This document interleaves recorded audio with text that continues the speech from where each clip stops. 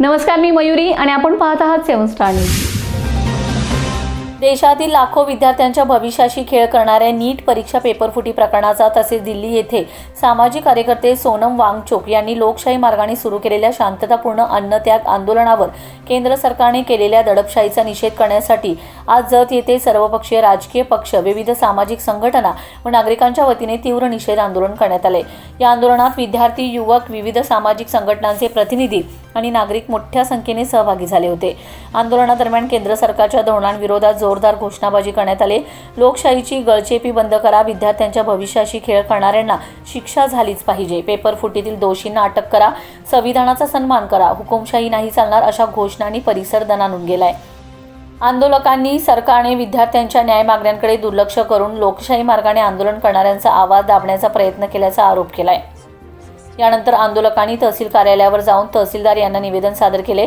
या निवेदनामध्ये नीट परीक्षा पेपरफुटी प्रकरणाची निष्पक्ष चौकशी करून दोषींवर कठोर कारवाई करावी, देशातील परीक्षा व्यवस्था पारदर्शक व विश्वासार्ह बनवावी, विद्यार्थ्यांच्या भविष्याशी खेळ करणाऱ्या पेपरफुटी रॅकेटचा कायमस्वरूपी बंदोबस्त करावा, तसेच दिल्ली येथे सामाजिक कार्यकर्ते सोनम वांगचुक यांनी सुरू केलेल्या शांततापूर्ण आंदोलनावरील सर्व प्रकारची दडपशाही तात्काळ थांबवून त्यांना संविधानाने दिलेल्या आंदोलनाच्या अधिकाराचा सन्मान करावा, अशी मागणी करण्यात आली।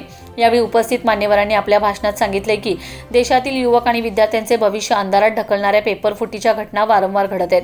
विद्यार्थ्यांना न्याय देण्याऐवजी आंदोलन करणाऱ्या नागरिकांचा आवाज दाबण्याचा प्रयत्न केला जात आहे।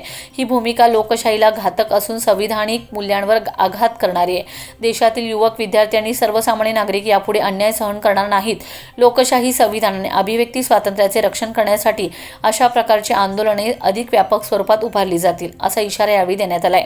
या आंदोलनात माजी आमदार विक्रमसिंह सावंत, जत तालुका काँग्रेस कमिटीचे अध्यक्ष महादेव पाटील, बाबासाहेब कोडक, प्रमोद सावंत, सुजय नाना शिंदे, युवराज निकम, सामाजिक कार्यकर्ते विक्रम ढोणे, शिवसेनेचे अमित बंटी दुधाळ, तानाजी कटरे, ओंकार बंडकर, राम पाटील, सलीम पाच्छापुरे, निलेश बामणे, गणिमुल्ला, अतुल ऐवळे यांच्यासह विविध राजकीय पक्षांचे पदाधिकारी, विविध सामाजिक संघटनांचे प्रतिनिधी, विद्यार्थी, युवक, महिला, सामाजिक कार्यकर्ते आणि नागरिक मोठ्या संख्येने उपस्थित होते।